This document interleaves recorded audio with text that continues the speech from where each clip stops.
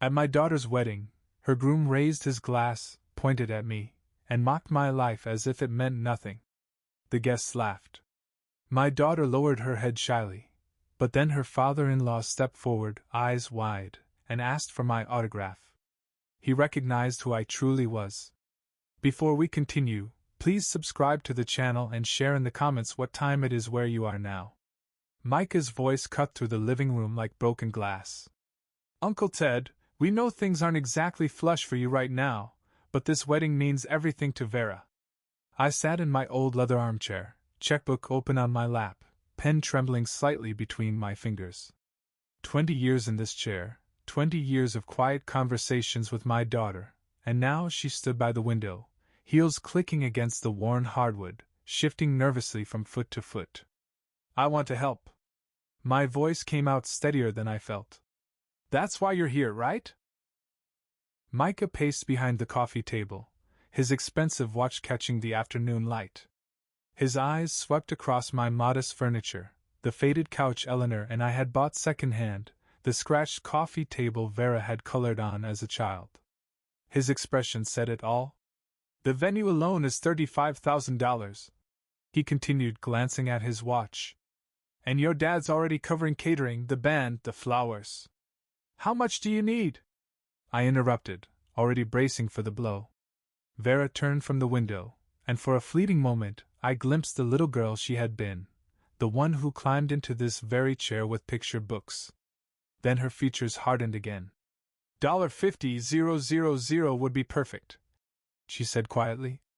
The number struck me like a physical blow. I opened my checkbook, my aging hands suddenly feeling every one of my 65 years. The balance stared back at me, $23,016. Everything, my entire savings built penny by penny since Elena died. $20,000, I said, tearing out the check with careful precision. That's everything I have. Every penny of my savings. Silence stretched between us like a canyon. Micah stopped pacing, mouth slightly open, then laughed, not cruelly, just genuinely surprised. Seriously? My father will spend more than that, just on flowers. He'd crept up my neck. It's what I can do, Micah.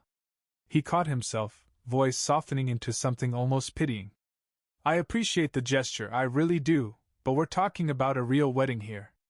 Vera deserves better than this. His words encompassed my entire life. The family photos on the mantel, the stack of bills on my desk, the coffee growing cold on the side table. Everything I'd worked for, everything I'd saved, dismissed with a wave of his hand. Dad? Vera's voice cracked like a whip, but she wasn't defending me. She was warning him to choose his words carefully. Micah continued, voice now lower, more dangerous.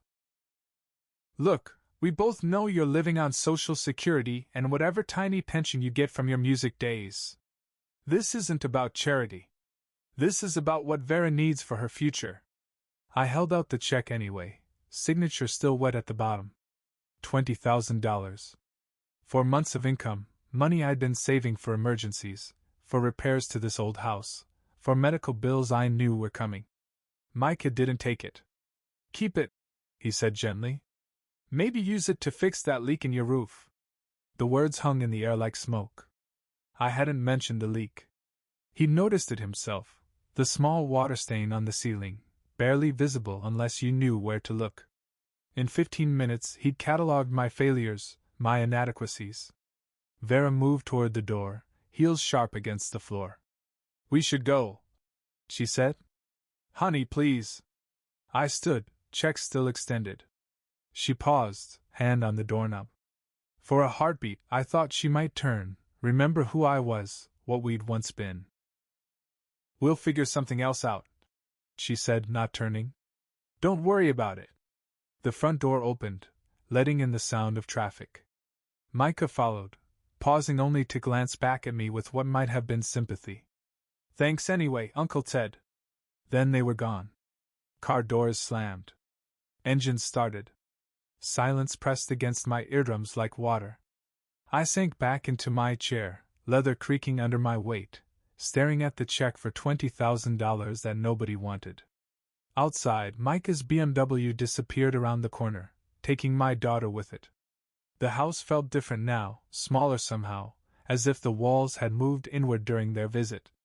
Every object around me seemed to mock my existence. The family photos smiling down from the mantel, the guitar case collecting dust in the corner, the stack of bills that never grew smaller. My phone buzzed against the side table. The sudden noise split the silence like a blade, making me flinch. I reached for my glasses and squinted at the bright screen. A text from Vera. "Don't bother coming to our wedding. We don't need your charity." I read it once. Then again. A third time. The words didn't change. My fingers scrambled over the screen, trying to call her back, but the line went straight to voicemail. Her cheerful, professional voice asked me to leave a message after the beep. I couldn't speak. The phone slipped from my hands, clattering onto the coffee table beside the check. My chest tightened, every breath suddenly a struggle. This wasn't just about money anymore. This was about losing the last piece of family I had. I picked the phone back up and began typing, "Vera, honey, I love you. Please don't," deleted. I just wanted to help.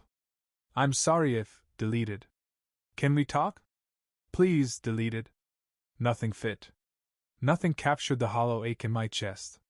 The disbelief that my own daughter, my little girl, could cut me off so completely.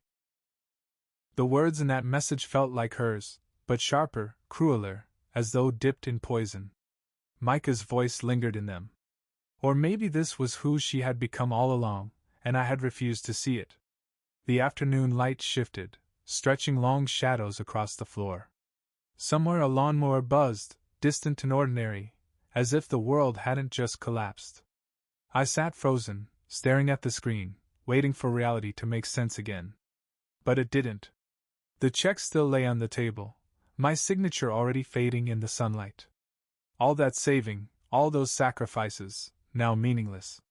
Not because it wasn't enough, but because they didn't want it. They didn't want me. The house groaned into the evening, settling around me. I told myself I should get up, make dinner, salvage what was left of Saturday. Instead, I sat motionless, clutching the phone that felt heavier than stone, rereading the same brutal words until they dissolved into nonsense. "Don't bother coming to our wedding."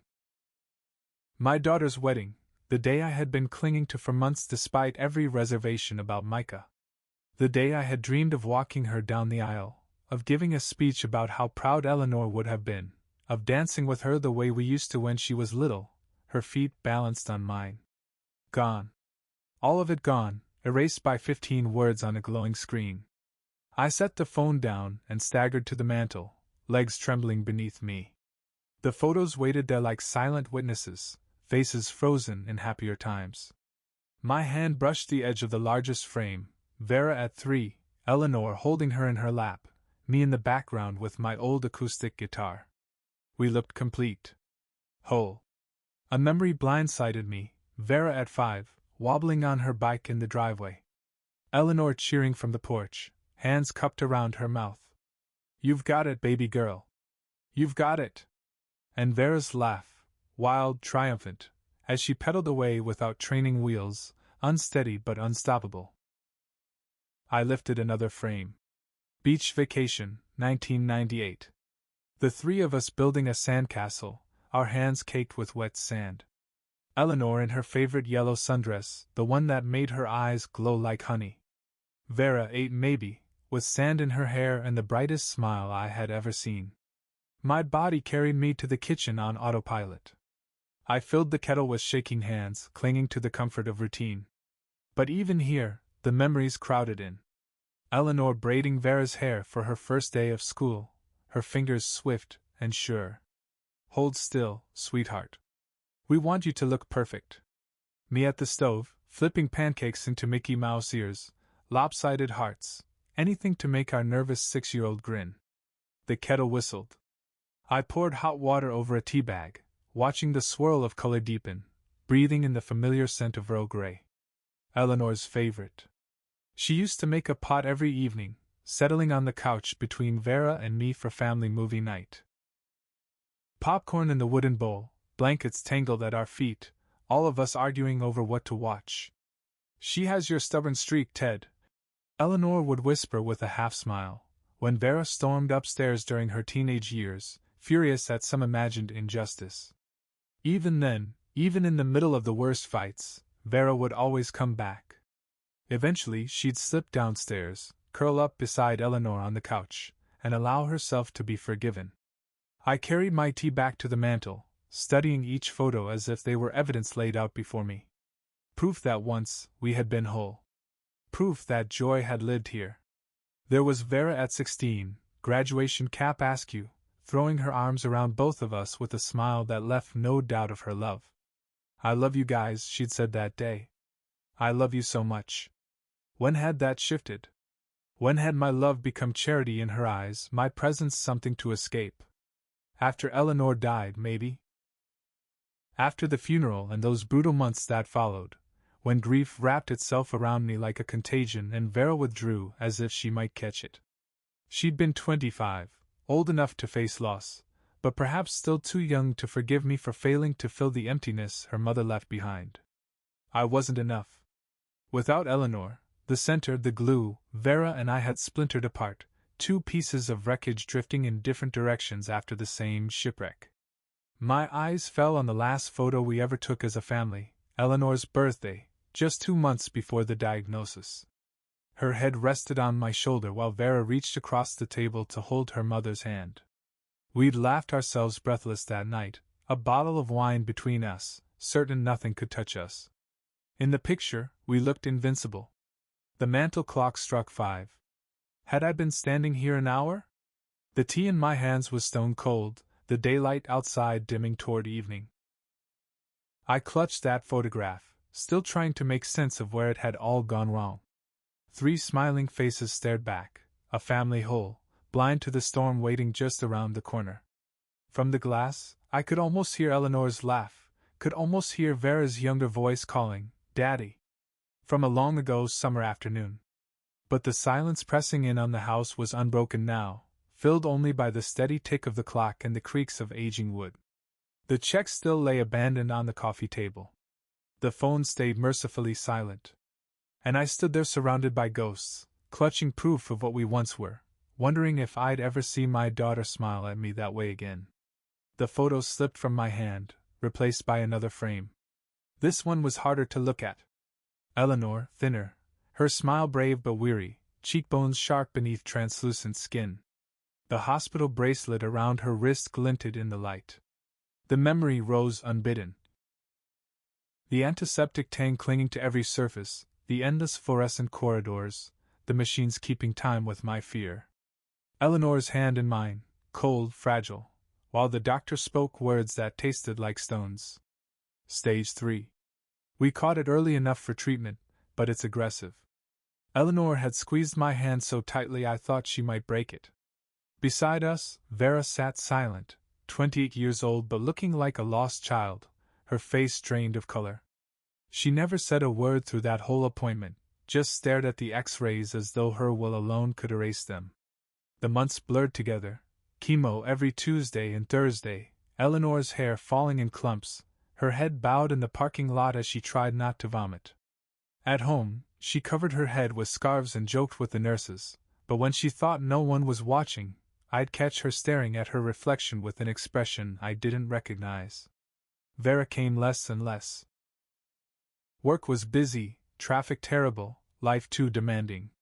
But I saw it, the truth in her eyes every time she looked at her mother. Fear. Pure, unfiltered terror at watching the strongest person in her world disappear piece by piece. "She's too young for this," Eleanor whispered to me one evening after Vera fled following a 10-minute visit. "I should have had more time with her." The final weeks were the hardest. Our bedroom filled with hospice equipment, oxygen tanks, pill bottles, a hospital bed that swallowed Eleanor whole. Vera came daily then, but she spent most of her time in the kitchen, scrubbing dishes that were already clean, rearranging cupboards that didn't need rearranging. At the funeral, she finally broke. Her voice barely above a whisper as mourners shuffled past the casket. "Why couldn't you save her?" Not an accusation, but the question of a daughter who had once believed her father could fix anything. I tried to hold her, but she slipped from my arms, wrapping herself tight instead. She wore Eleanor's black dress, the one from their last dinner together, and for a moment she looked so much like her mother that it stole my breath. The days after the funeral stretched into an endless gray. Sometimes I'd find Vera in Eleanor's chair, clutching her mother's reading glasses or favorite coffee mug. But the moment I entered the room, she would stiffen, as if my very presence was a reminder of all we'd lost, of everything I had failed to protect. "She'll need you more than ever," Eleanor had whispered to me in one of her last lucid moments. "Don't let her push you away, Ted. She'll try, but don't let her." But I did. Every time Vera pulled back, I let her. Every excuse not to visit, every look that slid past me, I accepted it, told myself she needed space. Told myself pressing harder would only drive her further. Now, staring at the photograph from Eleanor's last Christmas, I saw the truth I'd avoided. Vera hadn't only lost her mother that day. She'd lost faith in me too, lost the belief that I could protect what mattered most, that I was strong enough to hold our family together without Eleanor at the center. The frame trembled in my hands. Eleanor's eyes still sparkled with hope despite the illness carving her away. She had trusted me to look after our daughter. And I had failed her. Failed them both. I set the photograph gently back on the mantel and drifted to the kitchen, muscle memory pulling me into the familiar ritual. Coffee. Eleanor's old ceramic mugs waited in the cupboard, the ones with tiny chips in their rims we'd never thought to replace. The routine felt empty now, like acting out a play in a theater with no audience. Steam curled from the fresh pot as I poured, the rich aroma spreading into the silence. But instead of comfort, the scent triggered another memory. The first time Micah had visited our home. Vera had been jittery that day, straightening cushions that didn't need it, checking the bathroom mirror over and over. I'd made my lasagna, the one Eleanor had perfected across 20 years of Sunday dinners. "So, this is where Vera grew up." Micah's voice carried a tone I couldn't pin down at first. Then he said it. Cozy. Not small. Not modest. Cozy. One word, dangling in the air like smoke, reducing my life to something quaint, almost pitiable. He wandered through our living room with the detached precision of a man touring a museum, cataloging every scuffed chair, every sun-faded photo, every detail Eleanor and I had built into a home over 3 decades. "We should probably go out," he suggested when I invited him to stay. "There's a great place downtown." "You'd love it, Mr. Grant." Vera jumped at the idea. "That sounds wonderful, Dad. Maybe we should try something new." Something new. As if 30 years of lasagna dinners were something shameful. As if the traditions that had carried us were things to discard. I stood at the kitchen window and watched them leave, Micah's hand on Vera's back as he steered her toward his sleek BMW. Even through the glass, I could catch bits of his commentary, about the neighborhood, about property values, about areas with more potential. The visits after that grew shorter, rarer. And when they came, Micah's remarks were like paper cuts, small, precise, barely visible, but each one stung long after. "My father always says a man's worth is measured by what he provides," he remarked one evening, eyes drifting over our modest living room. "Success leaves clues, you know." After that, Vera began to see the house differently. I caught her staring at things she'd once ignored, the water stain on the ceiling, the worn patches in the carpet, the steady drip of the faucet no matter how tightly I turned it. "Don't you want something better than this?" I overheard Micah murmur one afternoon in the driveway. Better than this? Better than the place where she'd learned to walk, where Eleanor had read her bedtime stories, where we had celebrated every birthday and Christmas for 30 years. "Maybe Dad should think about downsizing," Vera had said on another visit. "This place is getting too much for him to handle alone." She'd been looking at Micah when she said it, as if waiting for his approval. My daughter, the same girl who once defended me against playground bullies, was now suggesting I abandon the home Eleanor and I had chosen together, the place where every room carried a memory of our life. I should have fought back then. Should have reminded her of Sunday mornings when she'd crawl between Eleanor and me in bed. of the garden where her mother taught her the names of flowers, of birthday mornings when we made butterfly-shaped pancakes together. Instead, I smiled politely and offered them coffee in Eleanor's chipped mugs. By the time I came back to myself, the cup in my hand had gone cold. Outside, my neighbor mowed his lawn, the steady drone belonging to another world, a normal Saturday in a normal neighborhood, while my own life unraveled one polite conversation at a time. Micah had never needed to fight. He won without ever raising his voice, simply by showing Vera a different picture of success. One where love was measured in bank accounts, and worth was tallied in square footage. And I had been too grief-stricken, too polite, too afraid of losing what little of my daughter I had left, to resist. 6 days dragged by since her brutal text, each one smearing into the next like watercolor in the rain. On Sunday morning I tried calling her for the first time. Straight to voicemail. That bright, professional recording that cut like another slap. "Hi, sweetheart. It's Dad. I just wanted to." The beep silenced me before I could finish. I stared at the phone, wondering if 30 seconds could ever be enough to say all I needed to, or if 30 years wouldn't suffice. Monday. Tuesday. The same. One call each day, straight to voicemail. Messages that grew more frantic. "Vera, please call me back. I love you, honey. We need to talk about this." By Wednesday, I stopped calling. Instead, I threw myself into cleaning corners of the house I'd ignored since Eleanor passed. Closets packed with her things I couldn't face. Dresses still carrying the faint trace of her perfume. Her reading glasses resting on the nightstand, as if waiting for her return. Thursday brought half-written text messages, typed, erased, retyped, deleted again. A letter drafted by hand but never mailed. My handwriting trembled on the page, shaky, aged, nothing like the steady script that once signed autographs during my band's brief brush with fame. Friday morning found me in Eleanor's garden, tugging weeds from around her roses. My hands moved on instinct, following her old instructions from summers past. "Not too close to the roots, Ted. Give them room to breathe." The dirt under my nails, the warmth of the sun on my shoulders, it was grounding. Work that asked for nothing but patience. Then my phone buzzed against my leg. Probably a telemarketer, or the pharmacy reminding me about blood pressure meds. I almost ignored it. But something, habit, hope, the desperate part of me that still believed in miracles, made me look.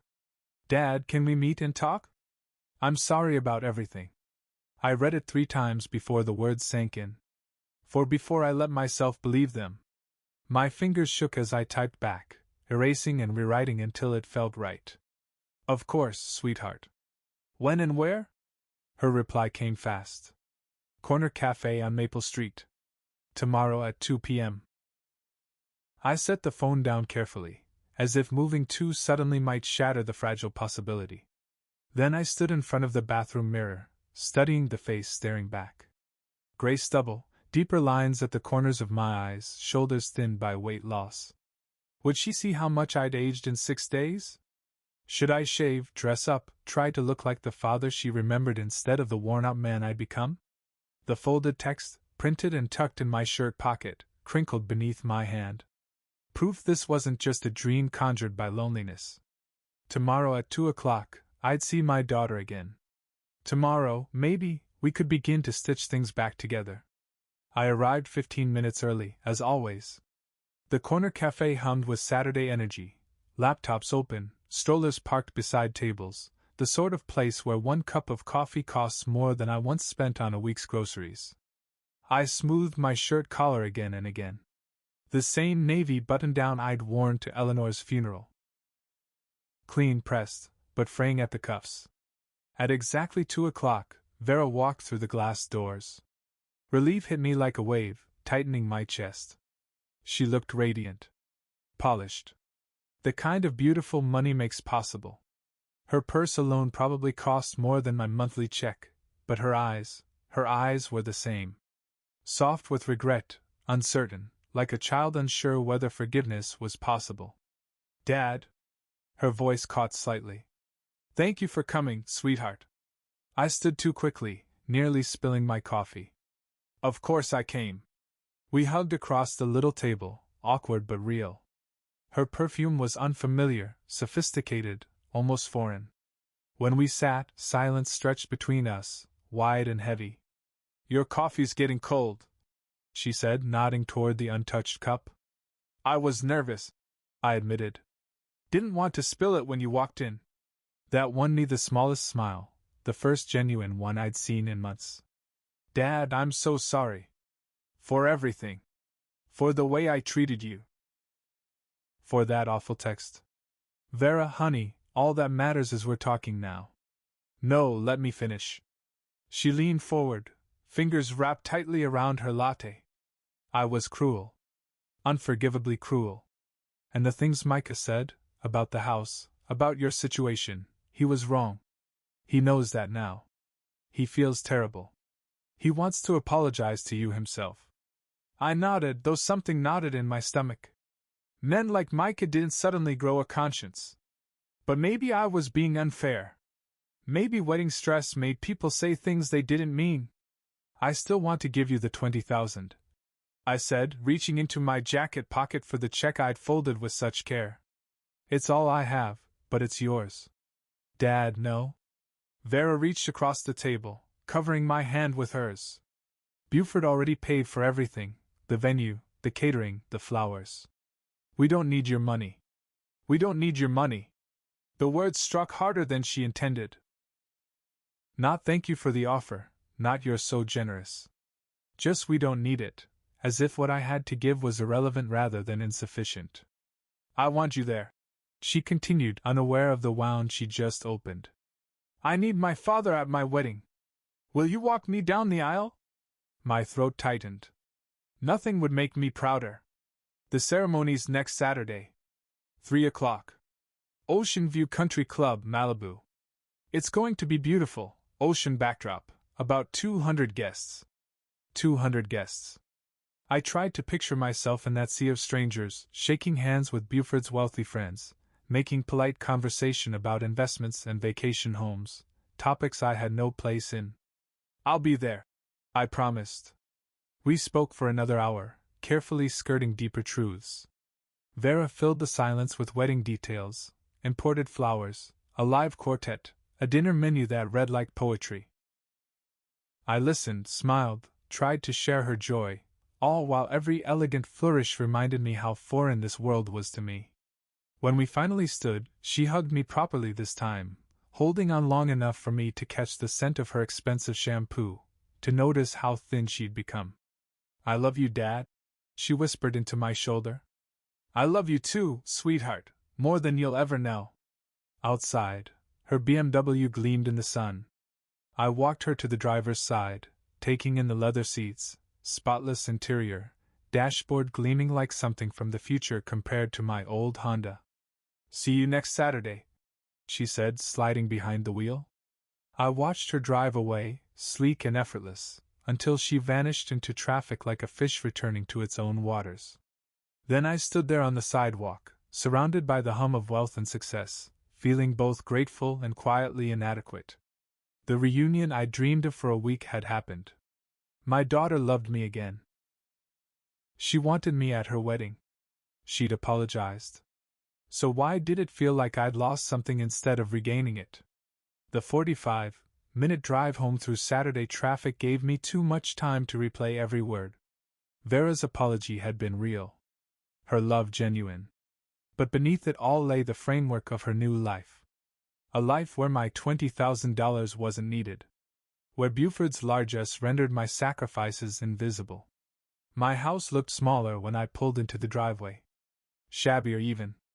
Paint peeling around the windows. Lawn overgrown. A modest middle-class place, the kind people like Micah probably drove past without noticing.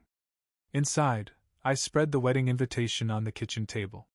Heavy cardstock, elegant script, paper that likely cost more per sheet than I spent on a week's groceries. Ocean View Country Club. I'd looked it up online. Exclusive membership. Oceanfront setting. A place where the valet likely earned more in tips than I did in Social Security. Despite her refusal, I pulled out my checkbook and began writing. $20,000. My entire financial worth distilled to ink on paper. I'd tuck in a note, something simple about love being more important than money, about wanting to contribute to her happiness. 3 drafts hit the wastebasket before I found the balance. 2 sentimental in the first. 2 stiff in the second. The third, finally, sounded right. Love, Dad? In my closet, my best suit hung under a dry cleaning bag. Navy with thin pinstripes. Bought for Eleanor's funeral, worn only a few times since.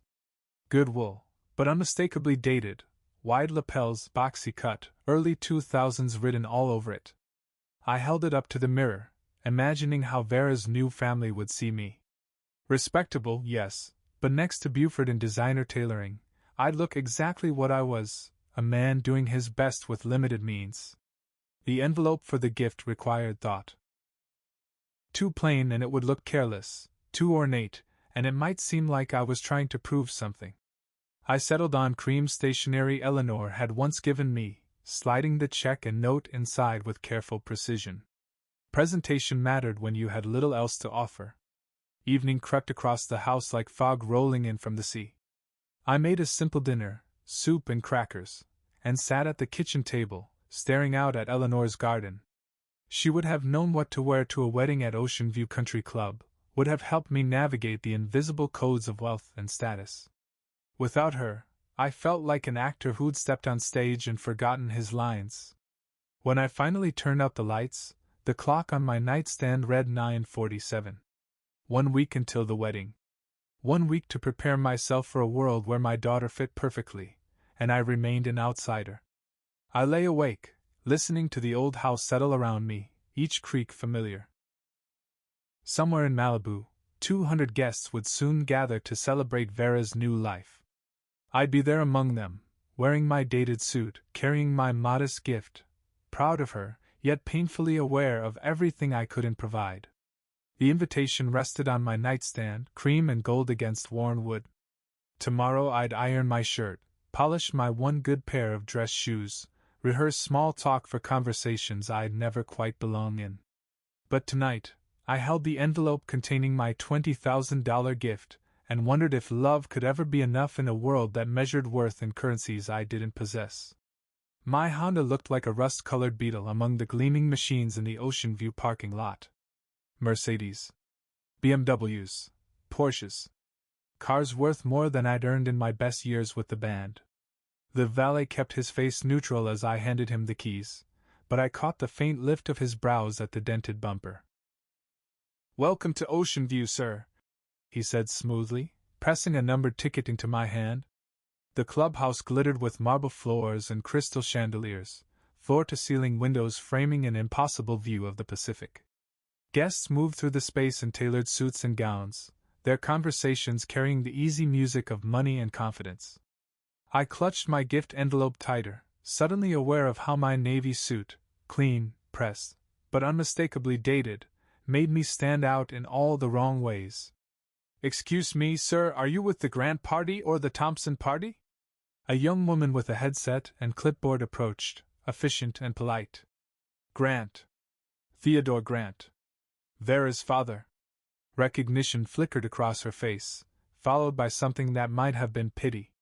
"Of course, Mr. Grant. You're at table 12. Table 12 was near the back, next to the kitchen doors. Not exactly the place of honor for the father of the bride, but then again, Buford was footing the bill. Tonight I was more guest than family. "And what line of work are you in?" The man beside me extended a manicured hand, his watch gleaming, worth more than my yearly income. "I'm retired," I answered. "Oh, wonderful. Retired from what?" The moment I mentioned my modest pension and Social Security, the conversation withered. He turned away to discuss real estate with the woman on his other side, leaving me to watch the orchestrated chaos unfold. Waiters in black uniforms glided between tables with champagne flutes and trays of ornate hors d'oeuvres. A string quartet played near the windows, the ocean at their backs. Floral arrangements towered over tables, fragrant sculptures that must have cost thousands. My mind tallied costs automatically, a habit born during Eleanor's illness when every dollar had mattered. The flowers alone were months of my income. The champagne, poured so freely, cost more per bottle than I spent on groceries in a week. Daddy? I turned to see Vera beside me, radiant in her flowing white gown. For a heartbeat, she was just my little girl again, the child who used to dance on my feet while Eleanor played piano. You look beautiful, sweetheart, I said, standing to hug her carefully, mindful of lace and makeup. I'm so glad you're here, she whispered, though her eyes were already darting across the room, tracking the dozens of details demanding her attention. Where should I put this? I held up the envelope, painfully aware of its plainness among the mountain of elaborately wrapped packages near the entrance. Just put it with the others, she said distractedly, already moving toward the next group of guests. I carried the cream envelope to the gift table. Against glossy ribbons and designer wrapping paper, it looked like a child's drawing pinned among oil paintings. My $20,000, everything I had, reduced to the smallest gesture in a sea of extravagant generosity. Ladies and gentlemen, please take your seats for the ceremony. The crowd flowed toward the outdoor pavilion, where rows of white chairs faced the ocean. I found my seat in the third row from the back, far from the front where family gathered, Micah's relatives in silk and linen, their posture radiating wealth and belonging. The sea breeze carried salt and jasmine through the air. Somewhere in this flawless production, my daughter was about to marry into a world where my love mattered, but my presence barely registered. The string quartet shifted into wedding music. I gripped the program, watching as Buford Thompson's world prepared to welcome my daughter fully into its embrace. Crystal clinked against crystal as the reception began. Back at table 12, I sat with distant relatives and acquaintances who offered polite smiles before drifting into conversations about vacation homes in Tuscany and investment portfolios, topics as far from me as the stars. The dinner was extraordinary, each course more elaborate than anything I'd eaten in years. Lobster bisque, filet mignon with truffle sauce, wines that probably cost more per bottle than I spent on groceries in a month. I ate cautiously, aware of every movement, every sound my fork made against the delicate china. Laughter rippled through the room as stories were shared and glasses raised in toast. From the head table, I saw Vera radiant with joy, Micah at her side looking every bit the accomplished groom. At the center, Buford commanded attention, spinning animated tales that drew easy laughter from the guests. When Micah rose, tapping his crystal glass with a silver knife, the room hushed with expectation. He looked confident, perfectly at ease, born for the spotlight in a room filled with influential people. Thank you all for being here to celebrate this special day, he began, his voice carrying smoothly through the hall. Vera and I are so grateful for the family and friends who've supported our journey together. Approving murmurs swept across the tables. I shifted in my seat, unsettled by something in his tone that made my stomach knot. Family is everything, Micah continued, his gaze sweeping the crowd. And speaking of family, I'd like to recognize someone very special tonight, Vera's father, Theodore Grant. Every head turned toward me. Heat crawled up my neck as 200 pairs of eyes settled on my outdated suit and the plain envelope holding my offering. Theodore represents something we don't see much anymore, Micah said, smiling brightly. A man who's mastered the art of living within his means. His words were wrapped in charm, but they cut like blades. While the rest of us chase success and luxury, Theodore has found contentment in simplicity. His modest little house, his careful budgeting, his, rustic approach to life. Polite chuckles rippled through the crowd, then grew louder as guests caught on to the joke. In fact, Micah went on, clearly enjoying himself. When Theodore generously offered to contribute to our wedding, he pulled out his checkbook with the pride of a man giving his very last $20. Which, let's be honest, it probably was. The laughter swelled bold now. I sat frozen, my face burning, while Micah painted me as a quaint figure of amusement, the poor relation tolerated out of obligation, never taken seriously. So, Micah concluded, raising his glass high, let's toast Theodore Grant. Proof that happiness doesn't need a bank account, that love transcends wealth, and that sometimes the greatest gift is simply knowing your place in the world. Thunderous applause erupted. Glasses lifted toward me, faces shining with condescending amusement. I was the evening's entertainment, the struggling relative whose poverty made everyone else feel wealthier, more generous, more enlightened. But then, the air shifted. Across the room, Buford Thompson's face had gone pale. He stared at me with an expression I couldn't place, recognition tangled with disbelief, his mouth slightly open, champagne glass slipping in his grip. "Wait," he said, his voice loud and sharp enough to cut through the fading laughter. "Wait just a minute."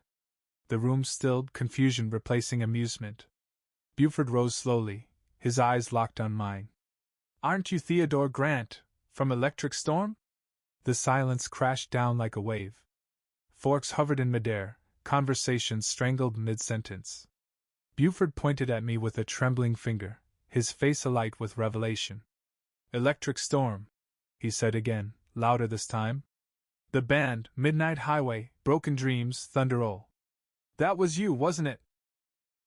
Guests twisted in their seats, studying my face with sudden intensity. Whispers began darting around the tables. Electric Storm, that rock band from the 90s. They had 3 #1 hits. Micah still gripped the microphone, but his confident smile had curdled into panic. He looked back and forth between his father and me, as though the two of us were speaking an alien language. "Yes," I said quietly, though the word carried across the silent room. "I was the lead singer of Electric Storm." The revelation struck the room like an earthquake. Chairs scraped across marble as people leaned forward, no longer seeing me as the poor relative but as the man whose music had once underscored their youth. "I knew it!" Buford practically shouted, abandoning his table as he strode toward me. "I saw you at the Forum in '96, front row. You signed my girlfriend's shirt." Other voices joined in, excitement swelling like a storm about to break. "I had all your albums." "Didn't you guys sell out Madison Square Garden? What happened to Electric Storm?" I rose slowly, legs unsteady, the room spinning as decades of buried memories came flooding back. Roaring crowds, sold-out venues, record deals, magazine covers, money flowing faster than we could spend it. "What happened to the band?" Buford asked breathlessly, now standing inches away. "I left," I said simply. "When Vera was born, I walked away. From the music, the tours, the recording, all of it." "But why?" someone called out from across the room. "You were huge." I turned to look at Vera, seated at the head table, tears streaming down her face as she finally understood the weight of what I'd given up. "Because being a father mattered more than being famous," I said. "Because I wanted to be there for every school play, every scraped knee, every bedtime story. Some things are worth more than success." "And your wife's illness," Buford said softly now, his fan's excitement replaced with compassion. "I read about that in Rolling Stone years later. You spent everything on her treatment, didn't you?" The room held its breath. "Every penny," I confirmed. "The house, the cars, the investments, everything went to keeping Eleanor alive as long as possible. And I'd make the same choice again tomorrow."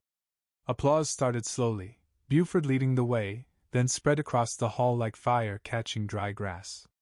But this wasn't the polite clapping from Micah's cruel toast. This was real respect, admiration for a man who had chosen love over legacy, family over fame. Micah still gripped the microphone, his face pale with shock. The man he mocked for months, the father-in-law he dismissed as a failure, was a rock star who had willingly traded everything for the family Micah was now joining. "Ladies and gentlemen," Buford announced, his voice thick with emotion, "we are in the presence of true greatness. Not the kind that comes from wealth or status, but the kind born of sacrifice and love." The applause grew louder, guests rising to their feet. Someone shouted, "Electric Storm!" Others began to chant it, their voices building like a wave. I stood there in my worn suit, overwhelmed by the sudden shift, finally receiving the recognition I never asked for but somehow needed. From across the room, Vera's tear-filled eyes met mine. In them, I saw understanding, regret, and something that looked like awe. For the first time in years, my daughter was truly seeing me, not as the disappointment she distanced herself from, but as the father who had given up everything for her. Through the standing ovation, Vera rose from the head table, her gown flowing like sea foam as she crossed the room toward me. Her makeup streaked with tears, but she looked more beautiful than she had all day, raw, real, unguarded. "Dad," she whispered when she reached me, her voice breaking on the word. I opened my arms, and she collapsed into them, sobbing against my shoulder the way she had as a child after nightmares. Her expensive perfume mingled with the salt of her tears, her designer gown crumpling against my old suit. None of it mattered now. "Forgive me," she choked out between sobs. "I never knew what you sacrificed for me. I never understood." "Sweetheart, there's nothing to forgive," I murmured, stroking her hair the way Eleanor used to. "I was given the greatest gift, watching you grow up. Every song I didn't write, every stage I didn't step on, it was all worth it for you." Around us, the applause thundered on, but it felt far away, background noise to the moment I had waited 3 years to reclaim. My daughter in my arms again, finally seeing me, finally understanding what family had truly meant. Micah appeared beside us, the microphone still clenched in his hand, his face drained of color. "Mr. Grant," he began, his voice barely audible over the lingering applause. "Sir? I had no idea. I'm ashamed of the things I said, of the assumptions I made." I looked at him over Vera's shoulder. This young man who had spent months belittling me now stood hollowed by genuine remorse. What I saw in his eyes wasn't embarrassment at being exposed, it was the dawning recognition of the harm he had caused. "You didn't know," I said quietly. "But ignorance isn't an excuse." His hands trembled as he lifted the microphone. "Ladies and gentlemen, may I have your attention once more?" The crowd hushed, sensing the weight in his tone. "I owe someone here an apology," Micah continued, his voice steadier now. "Theodore Grant is not only a rock legend who chose family over fame. He is the kind of man I aspire to be. A man who understands that love and sacrifice carry more value than money or prestige. Sir, I am honored to call you family." He stepped forward, extending his hand. I clasped it firmly, and in that moment I saw a shift in his gaze, not the calculating measure of my worth, but real respect for choices he was only beginning to grasp. "To Theodore Grant," Buford shouted from across the room, raising his glass high. "A true hero." "To Theodore," the crowd echoed, voices rising in unison. Suddenly I was surrounded, people reaching for my hand, recounting concerts they'd attended, albums they'd worn thin, telling me how my music had woven itself into the soundtrack of their youth. But the voice that mattered most was Vera's, whispered against my shoulder as we held each other in the eye of the storm. "I'm proud to be your daughter," she breathed. "And I'm so sorry it took me this long to remember what that truly means." Around us, the celebration surged on, laughter, music, the clinking of crystal glasses. Yet for the first time in years, I felt firmly rooted where I belong.